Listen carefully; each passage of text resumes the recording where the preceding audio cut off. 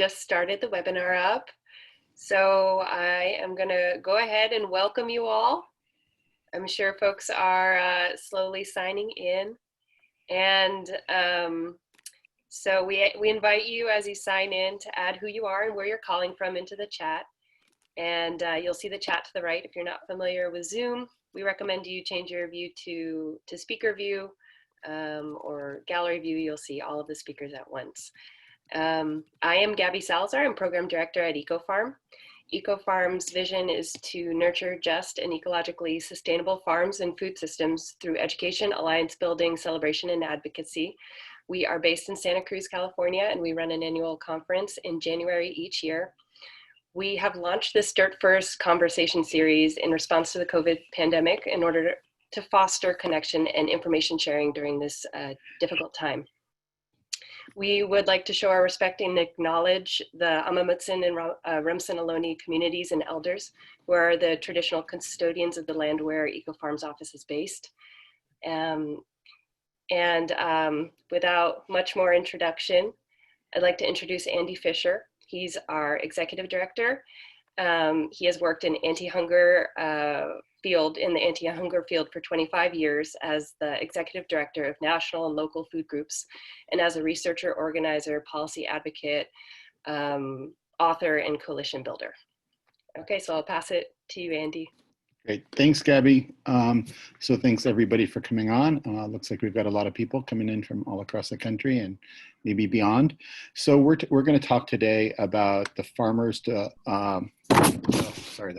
Family Food Box program, which was started by USDA just this summer. Provides about $3 billion into farms and food hubs and companies to buy food and to distribute it to the emergency food system. And it's an interesting combination of nutrition and ag policy, one that potentially can benefit many farmers and one that potentially has its pros and cons, and which we're going to hear about from an illustrious panel of folks from across the country. So this is going to be a moderated kind of discussion format. We're trying to avoid the kind of the long talking heads. So I'll be asking questions of our different panelists. So I'm just going to go ahead and introduce them all at once, and then we'll go into that Q&A, and we'll hold about 10 or 15 minutes for questions from the audience, from you all, which you can type into the Q&A box, and Gabby will be monitoring that, and we'll be bringing those questions in at the end. Okay, so we have a few people with us. I'm just gonna, in no particular order, Jared Lawson, co-founded and leads Pie Ranch's regional advocacy efforts. And Pie Ranch is a nonprofit organic farm education and farmer training site on the Pacific Coast south of San Francisco. Christina Wong is the Public Policy and Advocacy Director at Northwest Harvest in Seattle. And Northwest Harvest is an independent food bank for the state of Washington.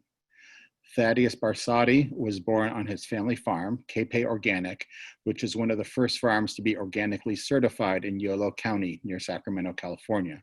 There he heads up farm management while being active in growing and maintaining over 40 types of organic fruit and vegetable crops. He's also co-CEO of Farm Fresh to You. Lonnie Naba is our third farmer. He's part of a third generation of family farmers working the soil of the Yakima Valley in Washington state.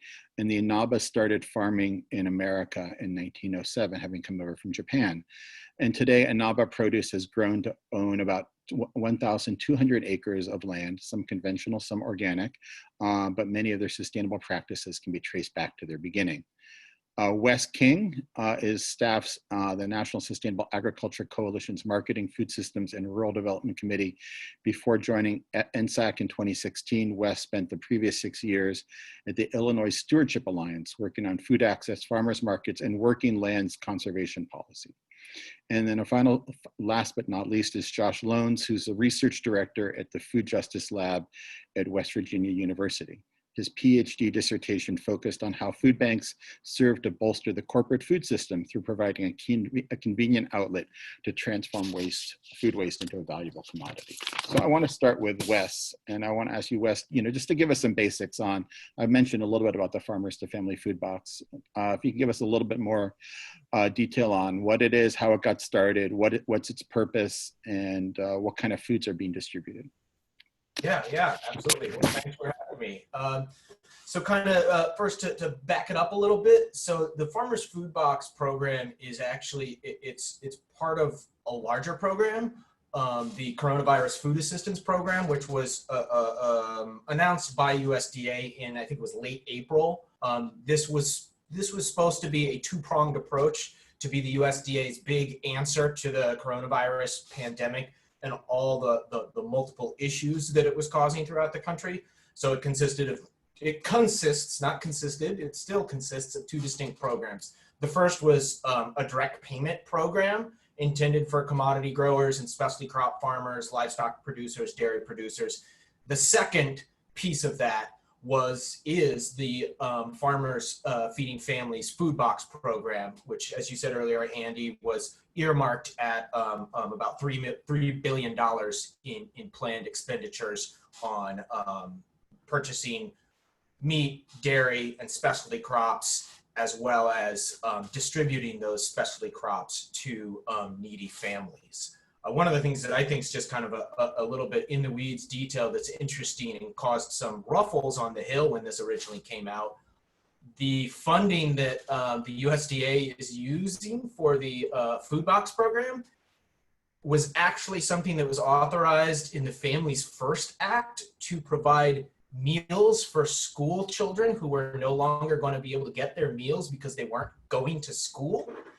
And the USDA used this funding that was provided by Congress to create the food box program. So it kind of actually pissed some folks off on the Hill because they didn't actually think that was the original intention of their authorization to use of this funding.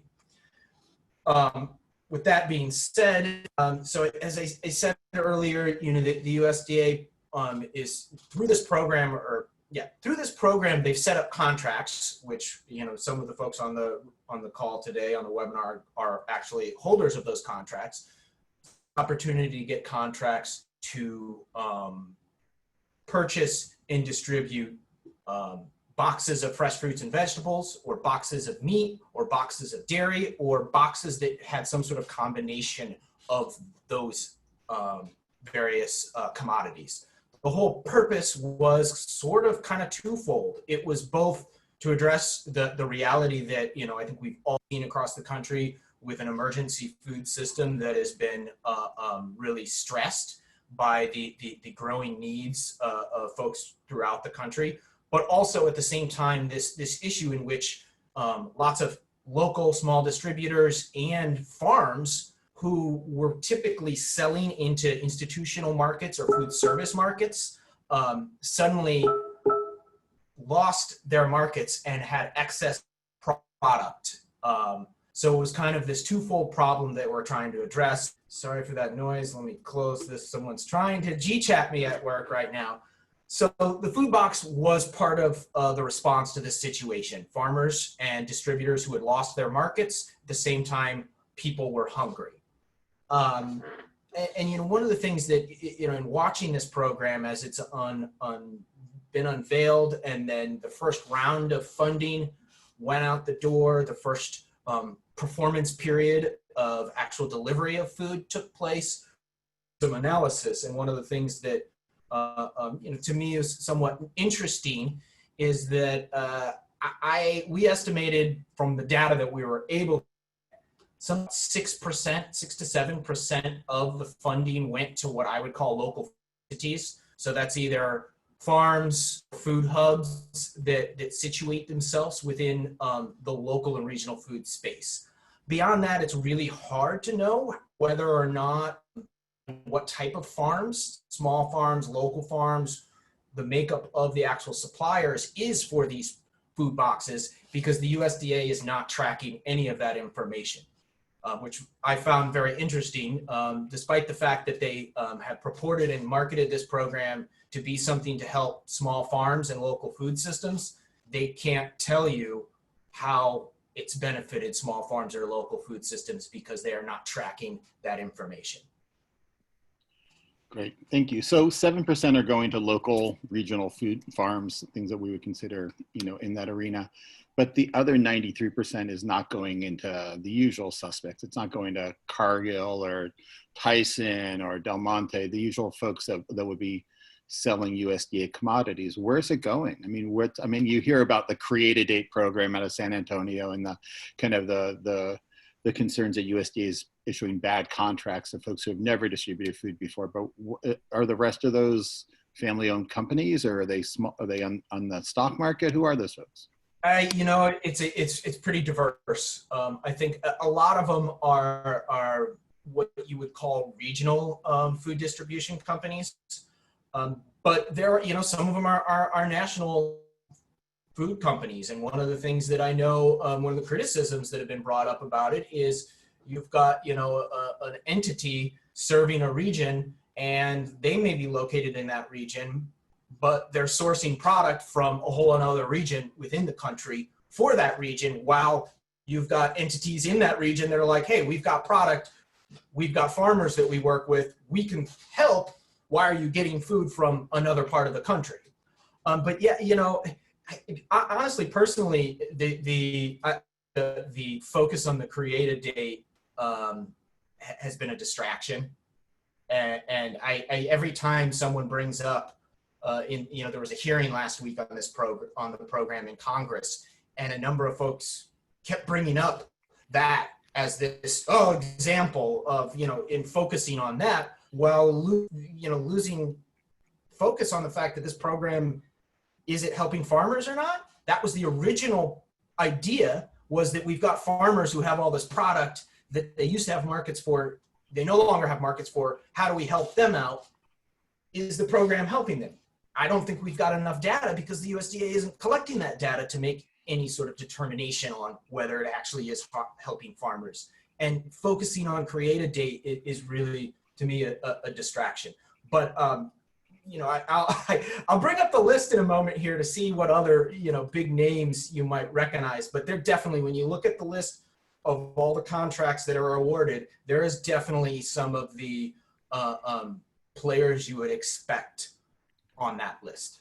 Great, thank you, Wes. So Josh, I want to move over to you to talk about this from a West Virginia perspective. I know you've been active in the food system movement there and trying to get this program to support West Virginia farmers, and you haven't been totally successful. I mean, I don't think there's any West Virginia contracts in for this program. Are there West Virginia farmers who are growing and selling into the farmers to family food box? What's going on over there? Yeah, no, in West Virginia, we have a very high food insecurity rates here. And we also have a growing regional food system and food hubs that are emergent. And so when this funding got released, there was some, excitement around potential federal support for some emerging conversations we were already having between farmers and food banks and how to connect those. Some of our coalition helped to submit a bid through a vendor that sold produce to the school system. That bid was not accepted, and as far as I know, it's the only bid that went in from West Virginia. And the awardee for our state is a large food distributor out of Pittsburgh. Now, that awardee was likely getting about $10 a box. Did not put any administrative funding in there for food banks, whereas the contract that we had put in was about $3 a box for our food bank partners. And so there's a lot of questions for us around, who is winning these contracts and are they actually delivering on what they say? So as I track it, our southern West Virginia coal fields, where food insecurity rates are the highest, the food boxes have not reached that area, and we've had a third party kind of drive up to Pittsburgh, pick up those boxes for free and deliver them. So it brings up a whole bunch of ethical issues around this contracting process in terms of whom is ultimately benefiting from these federal funds. We have, tried to rattle the cages a little bit with our congressional delegation, saying like, hey, once again, West Virginia is left hungry without any actual food system development money to address hunger, from within. And even, as our senators have reached out to the USDA and just kind of mostly been stonewalled. So, a significant lack of transparency, as Wes was saying, around the decision around who is allocated a contract, and then how those boxes are ultimately getting out. There's not much accountability so far as we can tell.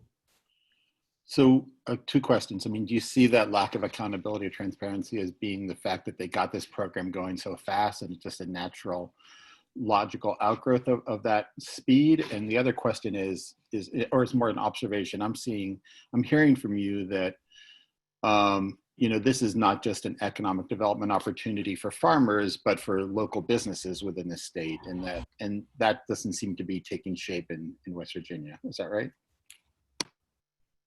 Yeah, that's right. And I think, if we remember around mid-March, this is pretty much related to the collapse of the restaurant and service industry in general, right? So just the supply chains that were disrupted through that, the AMS and the USDA was like, okay, how do we save these middlemen businesses that have taken on forward contracts for vegetables and are now left with, a bill to pay. And I think it was rushed out very quickly, but as I'll likely speak to a little bit later, not unlike some of the dynamics that saw the birth of the food banking economy in the 1980s, with just releasing a whole bunch of surplus to nonprofits and let's see what happens. Let's see what new networks form.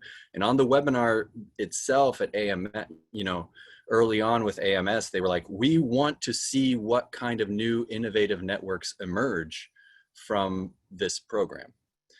So it is in many ways an experiment, I think, that the AMS is conducting here. And I'll leave it at that. Great, thanks, Josh. So I'm hearing there's a little bit of spaghetti being thrown against the wall, and we'll see what sticks by USDA. So I wanted to kind of go to the other side of the country and talk to three farmers that we have on the webinar. And start with Thaddeus Barsati. And so, we heard from West Virginia about kind of farmers being excluded. That doesn't seem to be the case in California, given our rich agricultural heritage and size. So I know KPay Organic is a food hub, right? So tell us a little bit about how you're working this program. Are you buying from other farmers? Are you producing for the program? Just kind of give us the basics on how this program has worked for you all, and what's in the boxes, and where's the food going, et cetera, et cetera. Sure. Yeah, so we were awarded one of the Western grants, and the way it works is we submitted a proposal that clearly identified what we were going to put in the box, and we had kind of different boxes for different seasons, which is a big part of what our company already does. And so an example of a box that we proposed was 3 pounds of potatoes, 3 pounds of carrots, 2 different fruits, which could be apples and oranges, and then a leafy green and a bunching green and a vegetable. And we kept it broad so that we were able to support organic or conventional and whatever was in season. And then we did another box where we, called it a salsa box and said, we're going to do 6 pounds of tomatoes, 3 pounds of onions, pound of peppers, 1 jalapeno, and a bunch of cilantro. And in all these boxes, we're including a newsletter with recipes on how to use it. And the USDA awarded that grant. It says, okay, you're going to deliver, these boxes over an X period of time. And it's the interesting part about the program, which I don't know if it's an oversight or intentional, is there's no money for distribution. So the end user for us are food banks. Well, it needs to be any 501c3, a nonprofit entity. So we first looked to, with Farm Fresh GU, we have existing relationships with food banks that we donate boxes to on a weekly and monthly basis throughout the state of California. And so we looked to those partners. And then I looked at some other acquaintances who were in local government and got a handful of other nonprofits. And then we put together a shipping schedule, with 98 boxes on a pallet. Pallets go to these organizations on some frequency, generally weekly, and we get it signed that they've received them. And that's the end of the contract for us.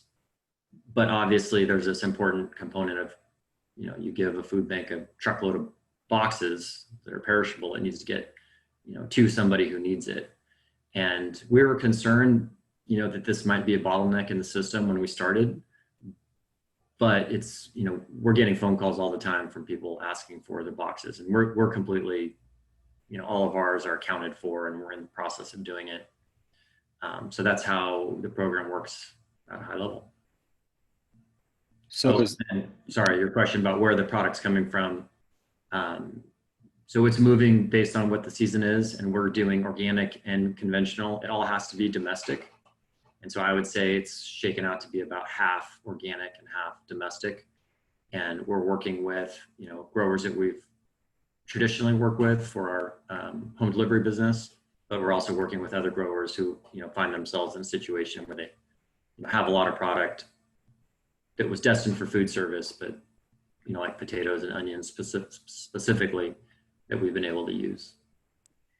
So are you able to pay the organic growers a premium for their product, or is everybody paid kind of a flat rate? So all of our purchasing is done at market rate. And so we're paying, what the market is for that product at that time. Market wholesale rate, I'm assuming. Correct, market wholesale rate. There is also an advantage of, there are no buyers that are going to be picky about receiving this. And so we've been able to be flexible on the specifications a little bit. So it can be cosmetically imperfect or not meet marketing codes, smaller than average or smaller than normal, or things like that. It could be, yeah. But we're just focusing on making sure that we're going to, land a solid box to somebody who needs it. And so we've personally decided to focus less on, not personally, but as an organization, try and focus on items that are hardy. Who knows what's going to happen to them those boxes once they get to this 501c3. It could be a day, it could be, several days, could be out in the heat, could not be. So we're trying to be mindful of selecting products that can make that last mile in the best way. Okay, thank you. So Jared, can I ask you a couple of questions? So you're growing, and I think you're playing somewhat of the same role as Thaddeus is, in that you're aggregating product as well, but you're also growing product. And my understanding is that you're buying boxes from farmers of color in California for this program. Can you tell us, what you're doing and a little bit more detail about that and why you're doing it and what it's meant for Pie Ranch? Great. Yeah, thank you, Andy. And thanks for inviting me to be part of the panel. We've been operating as a small educational farm for the last 15 years with a mission to cultivate a more healthy and just food system from seed to table, really looking at the whole system, and from food access to justice in the fields, and always struggle, like most small organic farms do, with creating getting a fair price with that premium, as you were just referring to, for small local organic farms, but also then making that food accessible to members of the community that don't have the means to afford that high price premium. So it's always a conundrum. We've struggled with it, and the movement as a whole, I think, struggles with it. If we situate ourselves in the context of all of the racial inequity that exists right now, that we're seeing so clearly, the movement nationally to address those inequities. Clearly, historically, it's founded in farming, exploitation of people in the land, and so for us, when this the idea emerged, actually just prior, like a few weeks prior to hearing about the Farm to Families box program, we through our San Mateo Food Systems Alliance partners, one in particular, Fresh Approach, and us, we wanted to do something where we were combining our local farm produce with emergency food relief, and through community donations, we launched this exact program. And so when the CARES Act and the Farm to Families Box program announced $3 billion to expand something that we had, spent a few weeks just doing, we thought, oh my God, this is amazing. This is really great. So, I guess we consider ourselves fortunate part of that smaller 7% of that you started off the call with. And, our viewpoint here was that we would be able, that we thought that, 100% of the Farm to Families Box program would be doing something similar. So it's news to me, and it's good to learn, what the intent might have been and kind of where we're at as a whole. But for us, you mentioned, how we're aggregating products. So first it was with us, and we grow produce, but it was early in the season. We didn't quite have the harvest available. Plus, we actually didn't have our GAP certification renewed. So we instead wanted to leverage our infrastructure. So we have a refrigerated delivery truck, which was also one of the requirements. And we would be able to aggregate product and from other farms in our area on the Central Coast.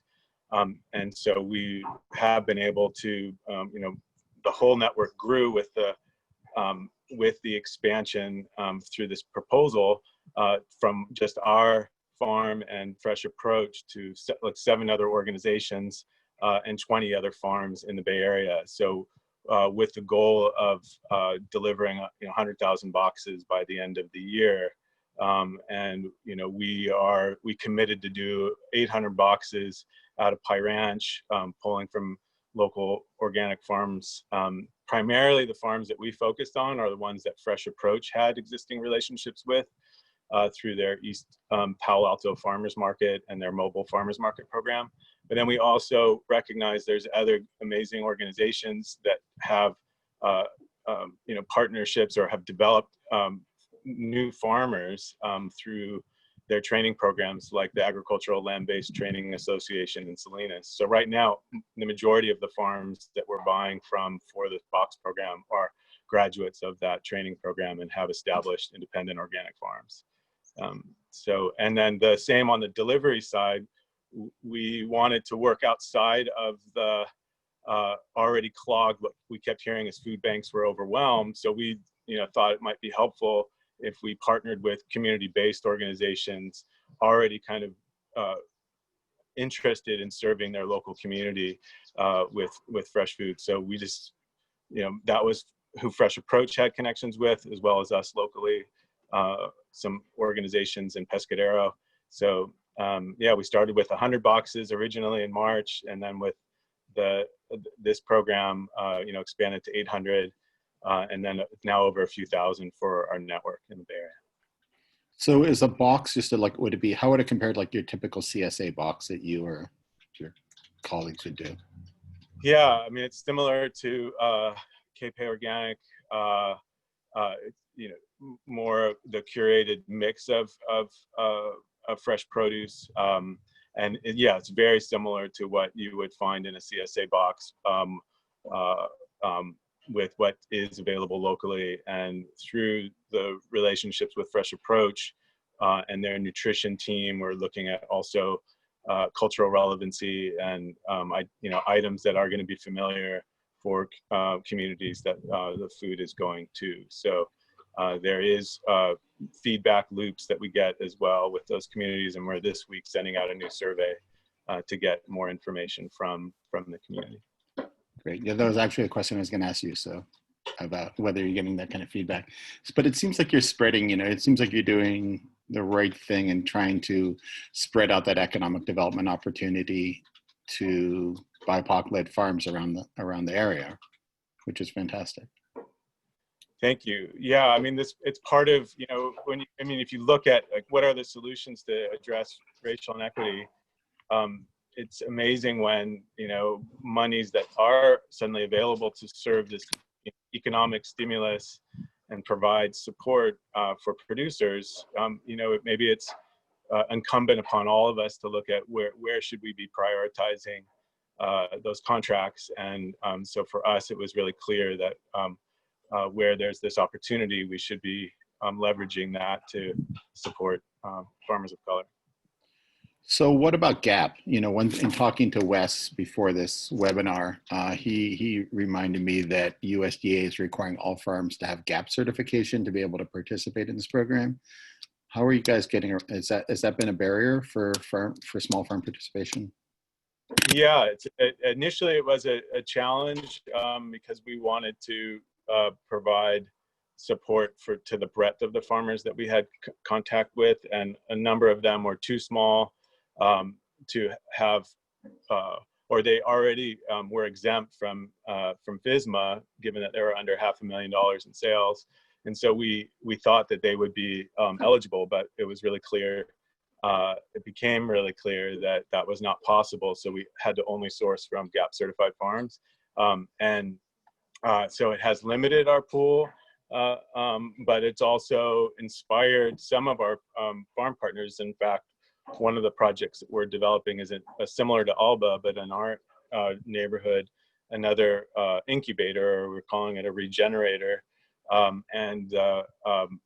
That farm hadn't gotten, the farm that started this last year hadn't gotten certified yet, GAP certified. And so it spawned their move to get certified, and now they're GAP certified, or actually we're just waiting for their certificate as the peak of the season comes on for them. And we're going to be doing some forward contracting with them for assuming that the contracts continue to get renewed. We, you know, just heard the unfortunate news that everybody has to reapply.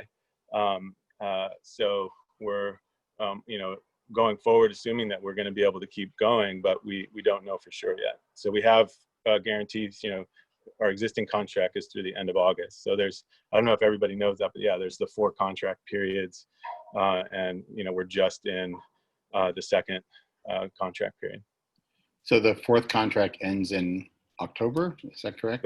The 4th one ends in December. The December. end of the year. It's, yeah, so the next one will be September, October, and then the 4th one will be November, December. Okay. So the money's been going through the end of the year. Yeah, and Wes, I'll circle back to you later. I want to find out about what's going on in the latest iteration of coronavirus bills the House is considering. So Lon, could we go to you? You know, I'd love to hear a little bit about your story. You've been growing, your family's been growing in Washington State for a long time. Can you tell us just a little bit about, you know, your farm and what you're doing, and then we can talk about this program and how you're selling into it.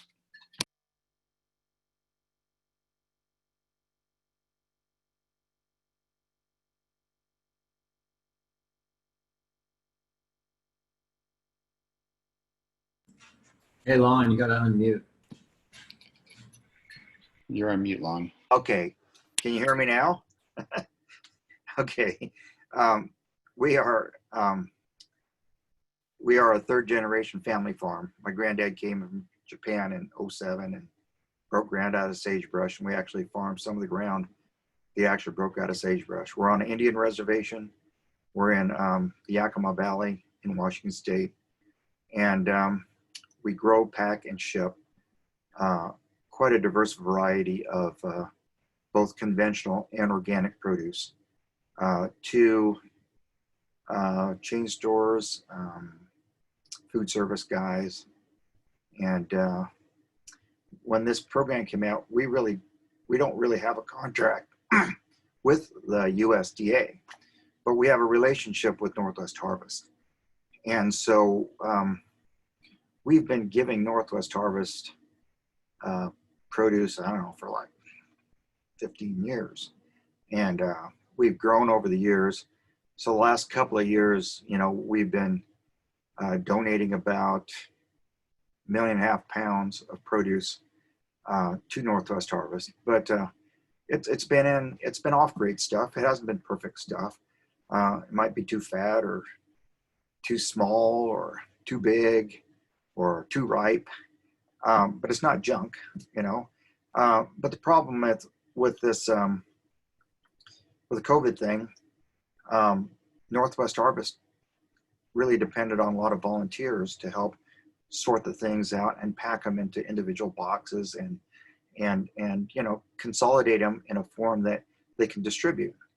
And so in fact, actually last summer, I was talking to some of the board members and the CEO of Northwest Harvest about looking at a CSA type of program to do kind of what we're doing right now, you know,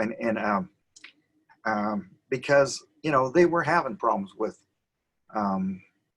volunteers. You know, I think that's one of their biggest hurdles is handling volunteers and having sufficient numbers.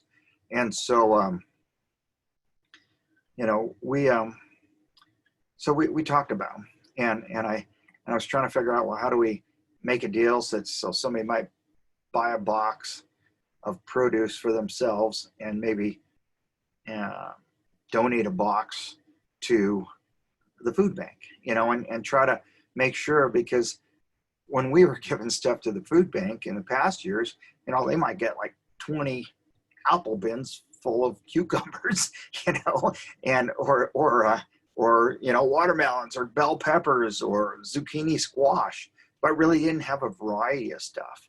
And so what I proposed was to doing something like a CSA pack for the food banks and for Northwest Harvest. And so when this thing hit, Thomas was the CEO of Northwest Harvest. He said, "Hey, you're the first guy I'm going to call," you know, and you know, we don't have a USDA contract, but maybe Northwest Harvest does. I don't know for a fact, but we had a relationship, and they have a very good distribution network so that they can take produce to these various food banks. You know, might be run by a church or a Lions Club or somebody else like that, or some nonprofit. And so they've been giving us you know, we've been giving it to them, and they've been distributing. I don't know. I think they might have to repack at their facilities and then distribute in smaller containers. But because of the volunteer thing, you know, it really blew them out of the water. And so our proposition was to put out 500 boxes a day, 5 days a week, and ship like 2,500 boxes a week to Northwest Harvest. You know, and it wasn't really it wasn't a contract. It wasn't anything. It was kind of like a handshake. It was an agreement, because we already had a relationship with the organization. And, you know, it grew. We shipped the first load. We settled on a box size. Our boxes are about 15 to 20 pound boxes, and we have 6 different items in a box. And the challenge is, you know, we're in the produce business, and we have cold rooms and things like that. And each produce item has an optimum storage temperature. But when you're putting 6 different items in the same box, you know, it's very crucial to immediately get those out to the people who are going to use it, because sometimes the places that are distributing the produce don't even have refrigeration. And so that was a challenge, but we worked together in the past, and so we have a relationship. And so I think that was really key. And you know, we could pack today, put on a truck at 3 o'clock, you know, and they could be, you know, distributing tomorrow, you know, and to me, that's what you want. You know, we're sourcing from, you know, mainly our farm. We have about 3 items that come from our farm, and we have potatoes and onions and apples, you know, from other growers, various growers, and we are GAP certified.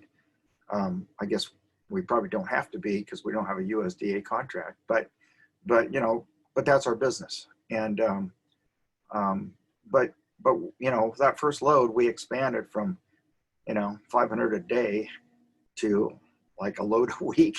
I mean, we're shipping about 4 to 5 loads a week. So we're talking 8 to 10,000 boxes of produce per week, and it's going throughout, the state of Washington from only Washington sources. And so, I think they're pretty happy with it because they really, I think, would like more than we could supply. But we don't know how long this is going to last. And we've been in business a long time, and we have a lot of customers that we rely on, and they rely on us. And so we don't want to cut those guys out. And so we're kind of getting overwhelmed because, we're doing, 10,000 boxes a week to Northwest Harvest, as well as shipping to our local customers. And, right now we have an agreement to ship through the month of August. And I believe that if we could do it, Northwest Harvest would probably like us to do a longer contract. But we have a commitment to our regular customers as well. And you don't know what's going to happen next year, and we need to maintain our regular customer base as well. And so we're doing all we can. We're kind of stressing out our family members and our people. They're putting in long hours, but I think they're doing it for a good reason. And I guess it's just, we initially got it because we didn't know what was going to happen with this COVID thing. We wanted to take care of Northwest Harvest, but I also thought, well, maybe nobody's going to buy anything. And so we better have, an out. And so that was part of the reason we did it. But we have a relationship with Northwest Harvest, and but we also have relationships with other people. And so, but it's working out good. People are getting conventional as well as organic. And I think the quality's pretty good. We can't always control the quality that's coming off of our farm, but we control our own quality, and we don't have the same thing.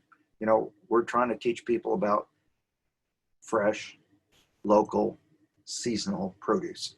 And I think we're delivering what we're trying to do. And so, but I'll stop there and go from there. Thanks. Thanks, Lon. That's a great story. So if you're shipping 10,000 boxes a week to Northwest Harvest, is that a significant portion of your business? I mean, you said you're stressing everybody out. Is that a big deal? I mean, you guys are large. Well, it's a big deal. I mean, it's, I'm looking by the end of this week, we might have shipped out like close to $1 million worth of produce, and some of those dollars are going to different people that are supplying us with the potatoes and the onions and the apples. And, but we ship on a pretty large scale. And so, it's a good part of our business, but it's not half, it's not, maybe, I don't know, 10% or something. Who knows what it'll end up being, and so, what it does is it allows us to supply Northwest Harvest with fresh produce, and they don't have to worry about having volunteers because they're protecting their volunteers, and the volunteers they have, I think, are doing things that maybe they like to do more than sorting produce out. They're actually getting probably to hand boxes to people or load the cars and things like that, and and not having to lean into these big apple bins and pull stuff out of the bottom and stuff, because I think a lot of the volunteers may not be as young as some of us, and it's tough. So I think it's working out great for me, and I think it's working out for Northwest Harvest. Great. Thank you, Lon. So I want to, talk to the three of you guys who are growers, and just kind of get a sense of what does this mean? I mean, and I asked Lon this, but for Thaddeus and for Jared, I mean, how substantial a market is this for your operations? How does this fit into your business plans? Yeah, I mean, what does this mean for your groups, for your farms, other than it's the socially, other than the kind of being socially responsible from a business perspective? Yeah, for our farm, it's an important component of what we do. People that have fresh produce farms understand, the shelf life of fresh produce, and you can't control exactly when everything's ready to harvest. It just happens. And so having outlets, like this fill a really important niche, to everything else we're doing. And it, gives you steady work for the team of people that, you want to be employed, keep employed as much as you can. And I think also, the social mission is, undeniable. I think there's a lot of focus being put on the growers now, but there's a group of people out there that are benefiting big time from getting this product, delivered to them. And we've gone out of our way to find niche communities that are, really in need of this product in our area. And so I think it fits a really important social role, for the people that are getting healthful food to eat. I think the challenging thing is, with the US, someone alluded to the contracts have just been, reset button has been hit. And so there's always this kind of unease in wondering well, is this going to disappear at the end of August, or should I make some permanent decisions investments to try to keep this going? Just how exactly is this all going to look? So I think that part's been, less than ideal, but in terms of having it now, yeah, it's great for our farms, great for our community. And it's quite frankly, the way I like to see federal money spent, where that, hey, it's going out, and it's not going out where someone, is buying food that's probably not that good for them. We're really connecting a wholesome, healthy product to people that need it. And that's always, that's the core of what our business stands for. Right. Yeah, thanks, Thaddeus. I definitely concur with you on that. For us as an educational farm, we're less reliant on commercial sales for our viability, and in fact, conscious about not competing in the marketplace. And as a result, we've always maintained we have just a small CSA, and we sell produce and other value-added products like pie at our farm stand on Highway 1. But clearly this has, from what we've heard from our participating farms, it meant a number of them to be able to hire back employees early on in the season. They weren't sure how things were going to go, and they were able to move forward with their crop plan because of this. So sorry, I have some goats here that are suddenly getting more vivacious.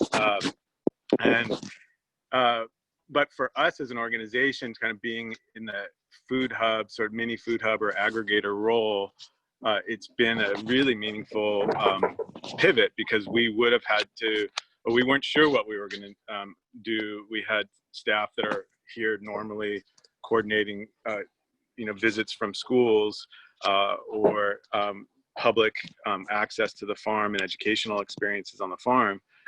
So the overhead costs that the contract covers enabled our team to be able to shift their roles, and suddenly now they're helping to coordinate the delivery of the produce, or our youth programs coordinator, he's now the truck driver and is delivering the 800 boxes a week. So we've just it's meant for us being able to keep everybody employed and it's been super meaningful in that way. And more than anything, as Thaddeus says, it's the $15 of food value going in the box each week is uh, many thousands of dollars for those farmers that has made a difference in this season for them. So, and I should say that a lot of the CSA farms and ones that have a history of serving the local food system through farmers markets and other direct to consumer, direct to community member relations, COVID ended up being like an incredible boon. Demand skyrocketed for a lot of the white farmers who have traditionally built a lot of those direct relationships, and for farmers of color as well. Sorry, I just lost the connection here. There we go. So for the farms that, whether they're monolingual Spanish-speaking farmers who are relying on other aggregations to institutional markets and wholesale accounts, this has made a big difference for them to be able to have a committed, fair price, compensation for their products. I don't think I've ever been Zoom bombed by a goat before, so it's a new one on me. Yeah. So I know, Wes, you had a question you wanted to ask of some of the folks. Yeah. For, I guess this is for Thaddeus and Jared, since you have currently have food box contracts. I wondered, have you looked at the new RFP that did come out on Friday? One of the things I'm concerned about, and I've heard others raise concerns, is they're no longer going to be allowing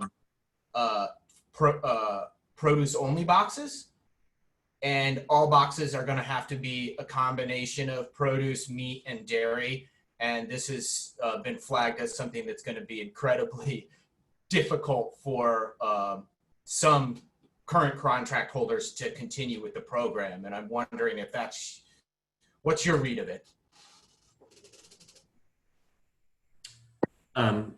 Yeah, we noticed that, and like I said, working with USDA, you never know what's going to happen, and so we view it as an opportunity to create a better box and be competitive and competing with everyone else that's applying for it.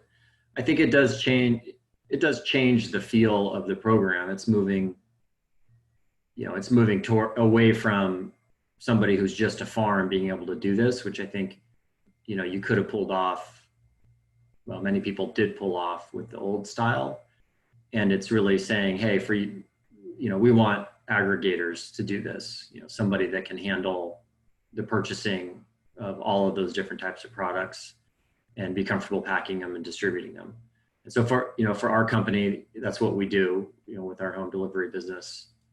And so we're ready to give the old college try again.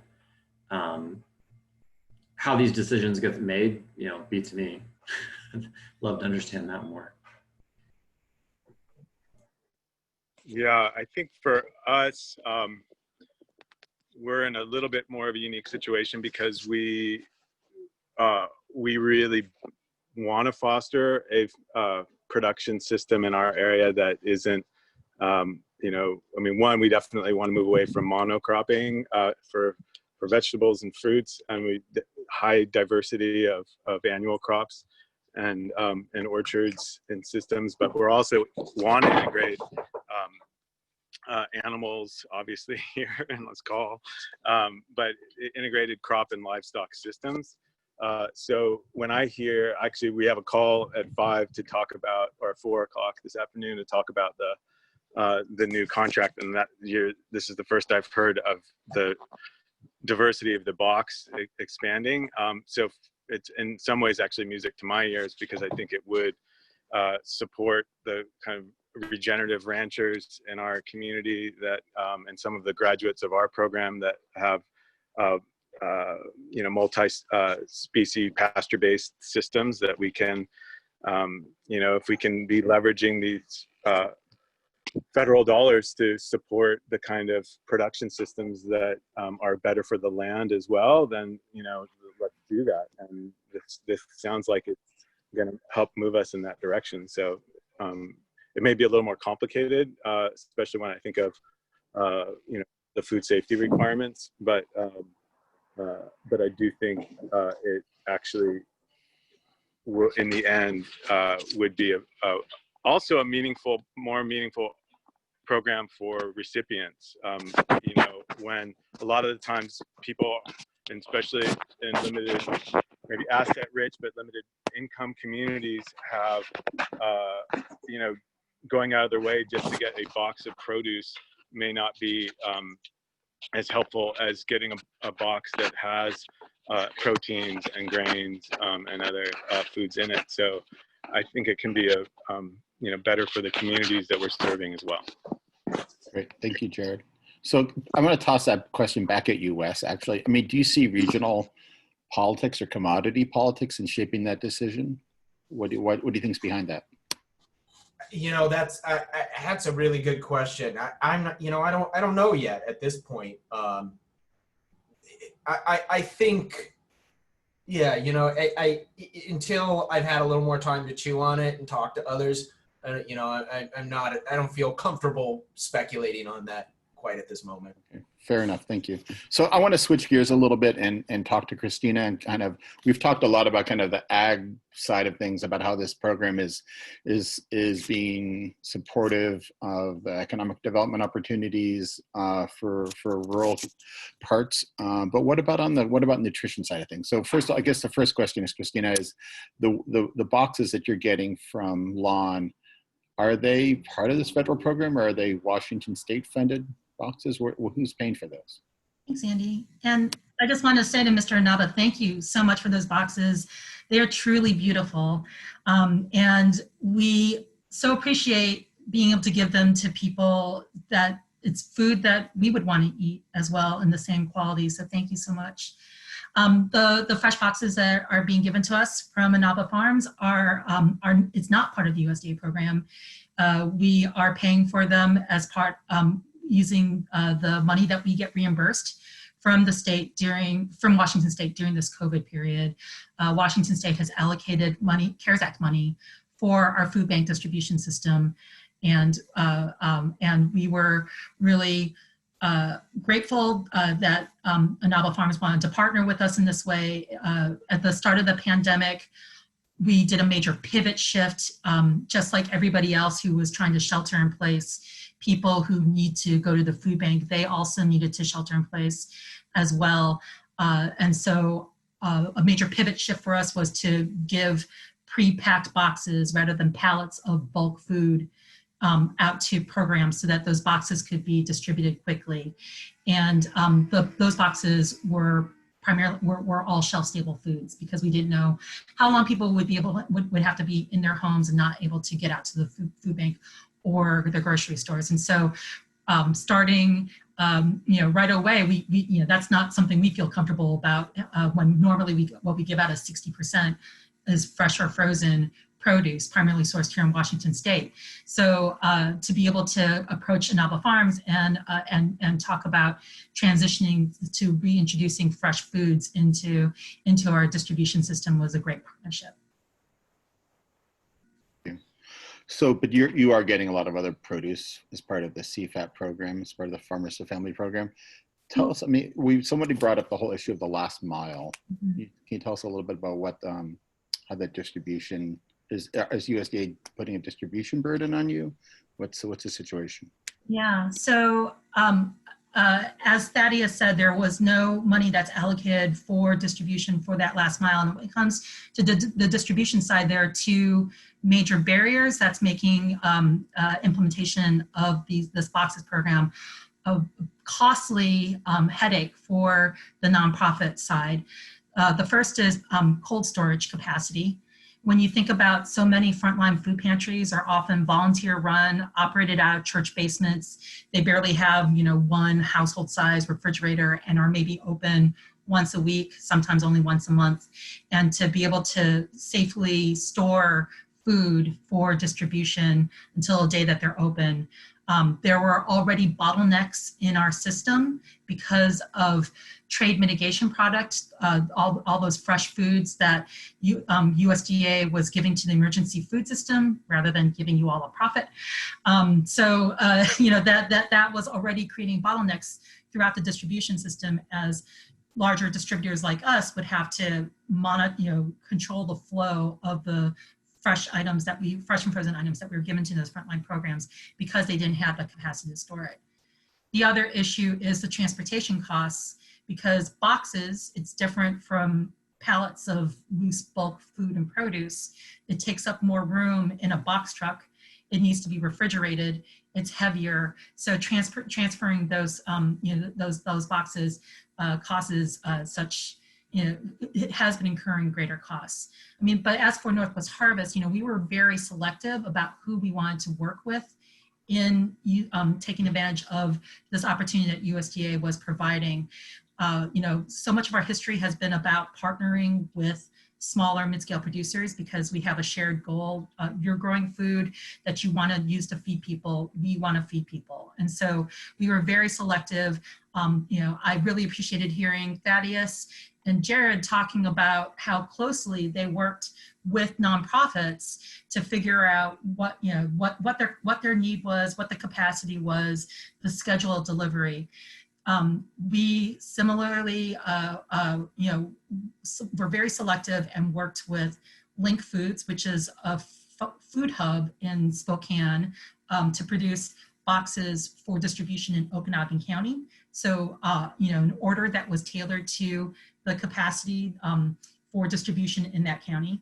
And then we also worked with Full Circle Farms to get boxes for distribution at our Soto Community Market, which is in South Seattle.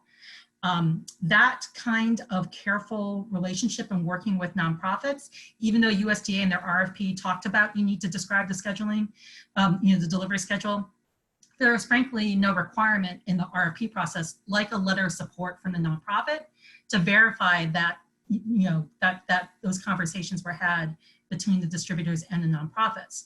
And so what we've seen on the food bank side is, even though we worked with 2 distributors to source boxes, we were also getting boxes that we did not know about and were not planned for, but we were included in somebody's proposal. And so boxes arriving that we then had to find storage capacity to store, and also trying to deliver it out to our partner network of food pantries.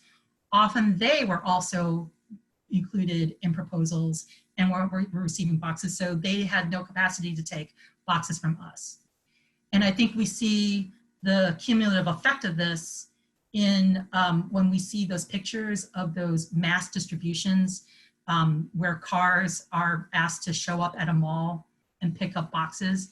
There's no accounting for what the need is, and making sure that those boxes are actually going to people who really need it. So that brings up an interesting issue. I mean, this isn't TFAP commodity food, right? This isn't the normal distribution channels that USDA Foods, AMS buys and distributes hundreds of millions of dollars to food banks. This is external to that. So are the regulations different? I mean, there's within TFAP program, there's protections against people having to use the food to have to force people to pray, for example. But there's also income verification regulations. What's going on? How does that play out for this specific food? We don't see those same kinds of restrictions or requirements here. And in fact, we've heard stories about boxes being showing up on doorsteps in Moses Lake with a note saying that this is a gift from the Church of Jesus Christ of Latter-day Saints. So, boxes are kind of being given out to anybody who can take them and being used in any sort, any sort of way where people can take them. And so, and the other thing that I would say about it, right, is that it's all, I mean, you can appreciate what the intention was to not make this part of the TFAP commodity system, right? Because the TFAP commodity system, it's AMS doing the, seeking out the bids, then the food comes in and it has to go to USDA for inventory before it goes to the state to inventory and then distribution. There's a 3-month lag in that process. The original intention, right, was to keep food local and work outside of that system for distribution to be faster on a timeline to meet the greater need.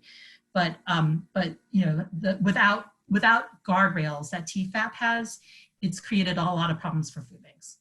So let me take that to Josh. So in the TFAP program, USDA typically buys hundreds of millions of dollars of food from, like we said this before, from companies like Tyson, Del Monte, Pierre Advance, from some of the bigger agro-industrial product producers. So is this program putting kind of chinks into that hunger industrial complex?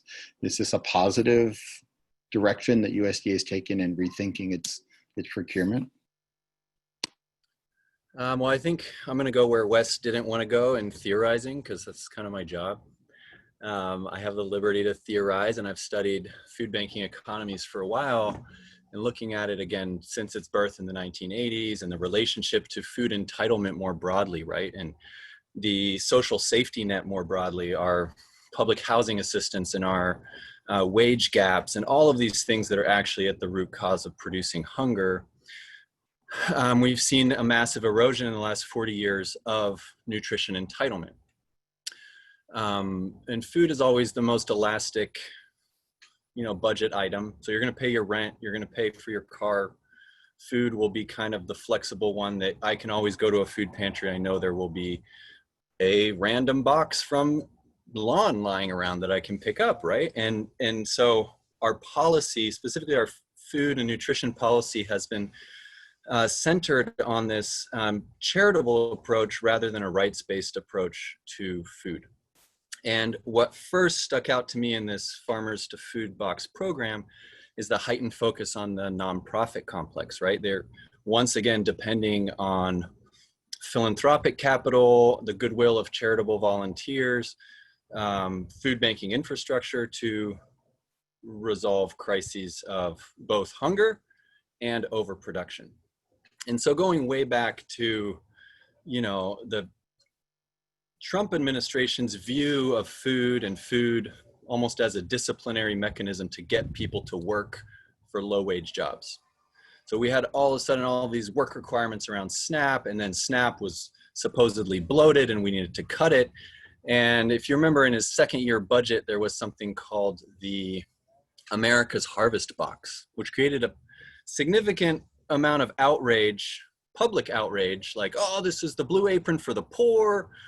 There's not going to be any actual feasibility, the logistic, and even Walmart and Kroger and the big players got in and said, no, if you're cutting SNAP by 30%, we want nothing to do with this because they benefit from SNAP. So in a crisis, as Naomi Klein put it so well, people take the ideas lying around. And I think America's Harvest Box, it came out in the last 3 Trump budget proposals. The first time created a sense of moral outrage.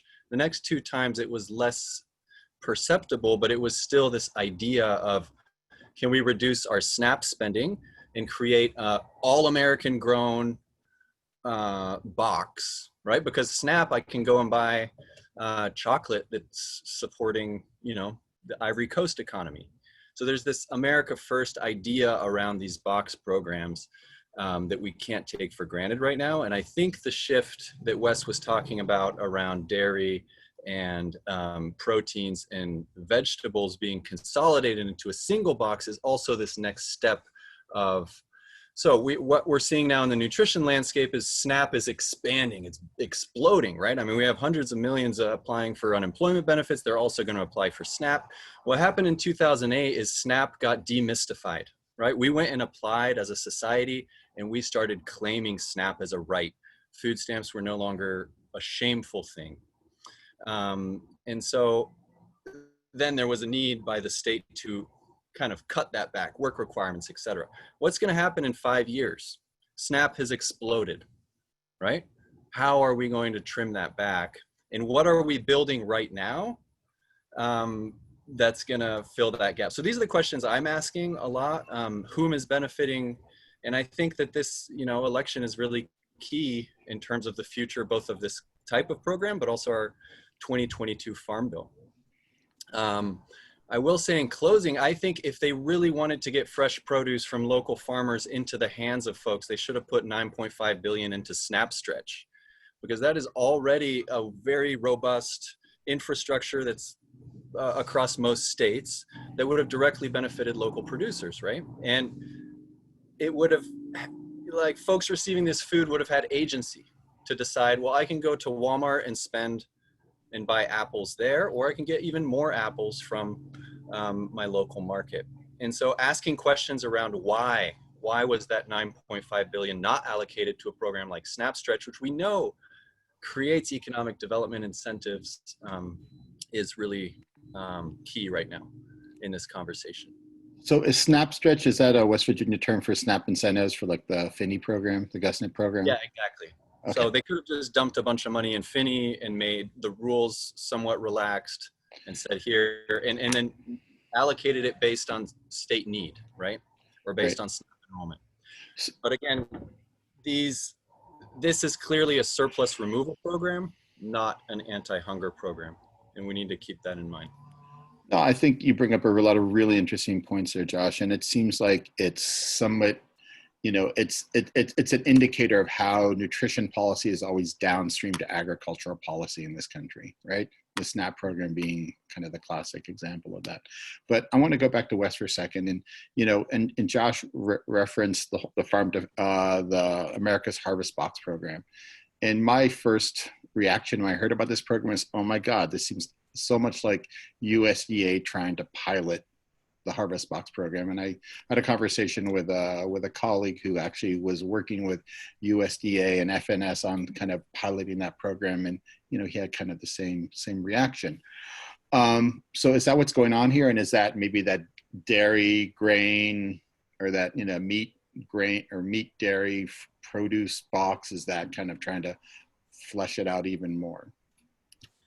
I think there may be something to that. It's one of those things we'll probably have hindsight as 2020 to be able to go back and look and see if it does come to fruition and say, we told you so.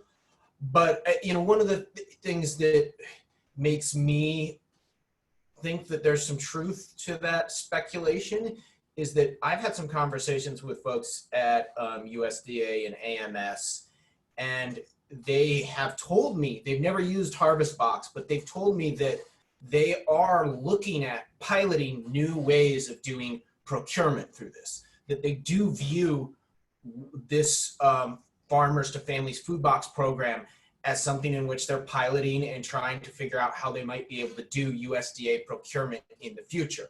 Now, is that USDA procurement in the future so that they could do these Harvest Box and cut SNAP, or is it, is it something a little less nefarious and more about just looking at ways to, change the way they do large-scale procurement, Section 32 procurement, and other, food buying at USDA? So, I guess I just want to close with one question for you, Wes, and Josh as well, and then we'll take it to Q&A. And that's, first of all, I want to say, I'm thrilled to see that farmers like Thaddeus and Jared and the folks that they're working with, and Lon, who's getting money from Washington State, I'm thrilled to see that family farmers are getting a bigger share of federal food dollars. And I think that's really obviously a win. That's an important direction we all need to be supporting. At the same time, I'm wondering, is this, a one-off in terms of, is this a one-off that's happening during this extraordinary times of pandemic, or do you see this as a positive shift in nutrition policy and agriculture? Man, that's a big question. I worry that folks like Thaddeus and Jared and Lon, well, Lon doesn't have a contract, but folks like Thaddeus and Jared's experience with the program, I worry that they're the exception, and that, more folks in what I call, the good food space are having are running into the barriers that we've talked about that haven't been as much of a problem for them, and I think they're going to have even more problems with this new RFP for the program. I hope I'm wrong, but that's where at least that's my kind of take on it. One thing, just kind of to make a plug for something that I've been working on with Representative Schreier's office. Jennifer Cash says hello, Christina. On another approach, one of the things that Love Jen. What's that? Love Jen, and I know where you're going because I wanted to mention this too, so thank you. Yeah, so she, Representative Schreier put together, and we've been pushing it for months now, an alternative approach called, what is it, Farmers Feeding Families, or it's a very similar named bill. I forgot the name of it right now, but the whole approach is empowering states and empowering organizations like Northwest Harvest to do things like what they're doing with LAN, because we think there is a positive model that when you provide the resources and empower local and regional actors, you can have programs that are more tailored to the needs of your community and more tailored to the farmers in your community. And in a situation like LAN had this established relationship with Northwest Harvest Food Bank. He is GAP certified, but let's say he wasn't and already had this established relationship. Having these actual personal relationships between various actors, it kind of serves as a mitigation of risk and addressing some of the liability that would come with, some product that you don't have relationships with where it comes from. So you need that GAP certification in order to protect yourself and the people who are getting that food. And so, we're going to keep pushing as we're now here this week. Things are really starting to get heated up in Congress around putting together the next coronavirus response package, hoping to see, the next iteration of funding provided, because right now the funding to do the programs is going to expire.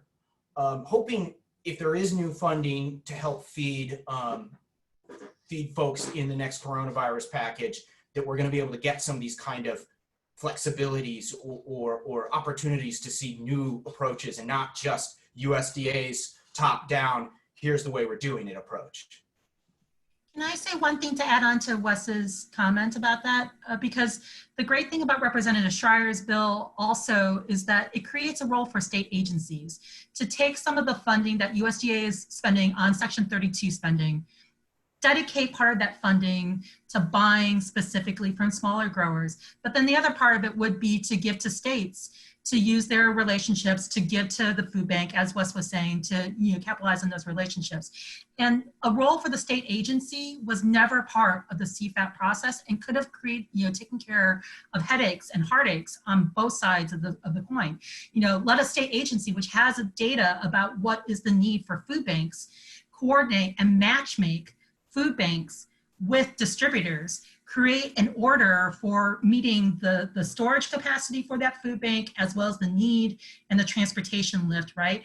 And then that same state agency has relationships with smaller growers and can piece together the contracts for the distributors to help meet that order size. And so Representative Schreier's bill, there's companion language from Senator Stabenow that's been folded into her Food Supply Protection Act. And we would love to see that, as well as boosting SNAP in the Senate package that's coming to, that they're trying to get done before August 6th. Great. Thank you, Christina. So there's a ton of questions. I really appreciate all of your responses on this. There's a ton of questions in the Q&A. We're not going to be able to get to even a fraction of these. Maybe I can copy these and ask you all to respond to these offline if you have anything, but I'm going to take a few of them. And one of them is, I think John Fisk asked a good open-ended question about, do you want this program to continue permanently? And if so, what changes would you like to see made? Does anybody want to jump in on that? I would like to see something like this go permanently. I think that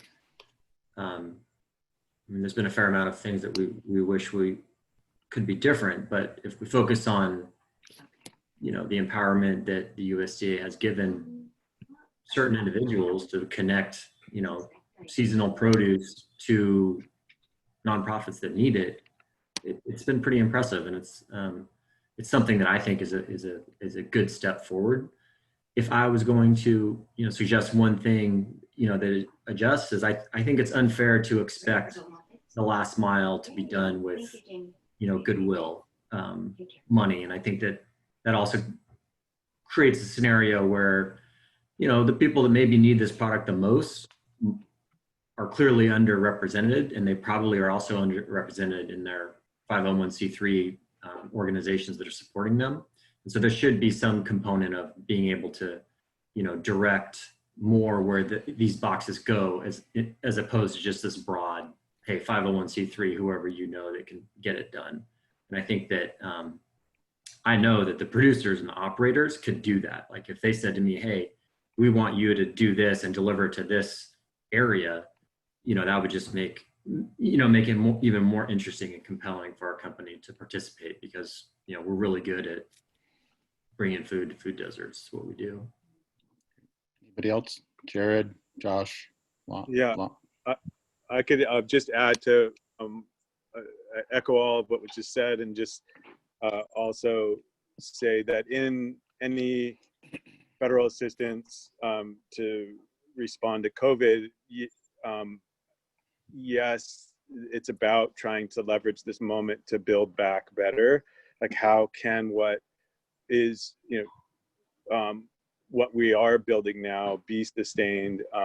And if it is about fostering these local relationships between producers and emergency food providers, I think it is something that will likely be needing to be in place, not just now in this particular response to the pandemic, but I think those relationships are going to be critical for really building a more just and helpful food system going forward. So definitely think it should be continued in some form or another. And I think that the changes would be, like to Christina's point about the lack of infrastructure, a lot of food banks or food pantries or community-based organizations addressing food relief, both on the delivery side and on the production side. The infrastructure needed for safe handling of the diversity of foods that are being grown locally and distributed locally, that would be wonderful to have as part of the relief package. It's the economic stimulus that will leave us in better shape afterwards to sustain the kinds of programs that we are innovating with. And I would just also say that if our efforts are not just about hunger relief or about producer viability, but about community-based food systems where the people people are eating food from places that they know, that from farmers that they know, that it's about building arm in arm partnerships between eaters and growers. And that if this gets us closer to a system of the future that is more about relationships than the anonymity that exists in the marketplace, then I'm all for it. Great, thank you, Jared. So there's a number of questions about the funding that's going to cover the 10,000 boxes that Lon is sending to Northwest Harvest a week. And Christina, just real briefly, where's that money coming from? It's coming from CARES Act funding, state and local stabilization funds from the CARES Act that came to Washington State, and our governor appropriated funding for our State Department of Agriculture to support the production of boxes, of pre-packed boxes of food that Northwest Harvest and then and also the two Feeding America affiliates in our state are making and sending out to frontline food pantries. Great. And I should mention, I was delinquent in doing so earlier, that this is kind of the first part of 2 webinars. We're going to be doing one in August or September that is going to focus on state funding for food banks, and, you know, apart from the coronavirus food assistance program, apart from federal dollars. So we'll be looking at that, especially in California context, a little bit more later on. Couple more questions. Jennifer Hashley is asking, how are people dealing with the requirement for GAP certification? Are you still able to source from smaller local regional CSA and beginning or limited resource socially disadvantaged farmers? And Jared kind of addressed that, but I don't know if there's anything else you want to say on that, Jared or Thaddeus. Well, I would say it definitely made it harder, but not impossible. And having a local partner that we have here in Alba that has a, inspector on as part of Alba makes it more possible for the growers within Alba to be, and then those who have gone through that training already have and protocols and food safety plans in place for when they launch as an independent farm. But I also think there's room for organizations like the Wallace Center and those who are helping farms with GAP certification to help offset the cost for those growers, or that's built into a program itself, that there's an incentive to move towards GAP certification if that will also help them open up other markets for them going forward. So, thank you. For us, we dealt with that many years ago, as all the food safety stuff everyone was getting really serious about it. The growers we were working with that didn't have GAP certification, we slowly worked with them on a one-by-one basis and got them to that point. And so for us, that we had already dealt with that. It wasn't an issue. Okay. Thank you.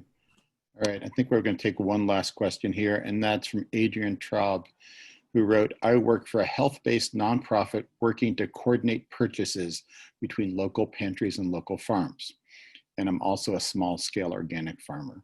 What types of resources would you recommend for food pantries to better connect with local farms? In your experience, what are the biggest barriers for farmers to working with food pantries or food banks? If I can add that. I mean, I think the obvious barrier is that it's a donation. And so the interesting thing about this program is that it's come up with all of the funding, for us to treat food banks as a viable customer. And, so that's a challenge. And then, in terms of, working with farms, we have a good relationship with all of our food banks. And I think you just need to, be open to understanding, where the win-win is for each farm and food bank, because it's not going to be the same formula for everyone.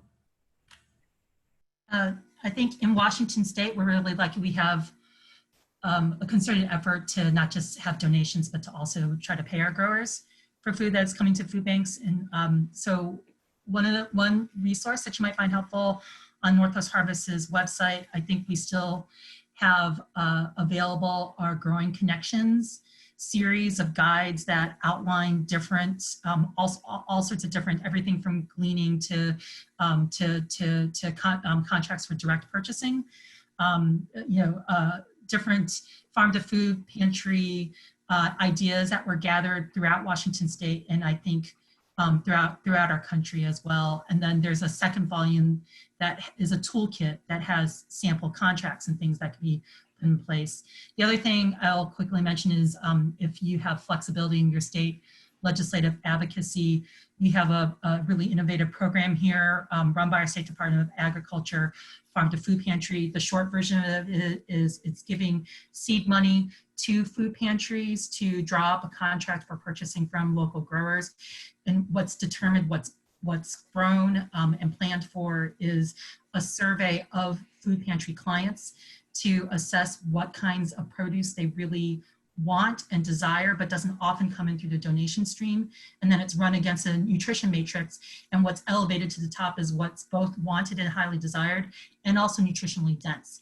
And that, I'm not gonna say that it's big money for growers, but the nice thing is that it's a paving stone that also comes with it other relationships and experience in direct contracts, direct marketing like that leads to bigger opportunities. And also, like farm to school opportunities, for instance. So just some things you might want to look at from Washington State. Okay. think let's leave, unless anybody else has anything to say, let's let Christina have the last word. And it is time. I want to let you all go. I promised you to get off by 1:30. So thank you to all the panelists. I really appreciate your time. This has been a really fascinating conversation for me. I hope it has been for everybody else who's participated. We are going to make the recording available, I believe, through our website. If not, we'll put it on our social media channels. And again, we'll be doing a second part of this in September related to kind of California Farm to Families program. So thank you again, and really appreciate it.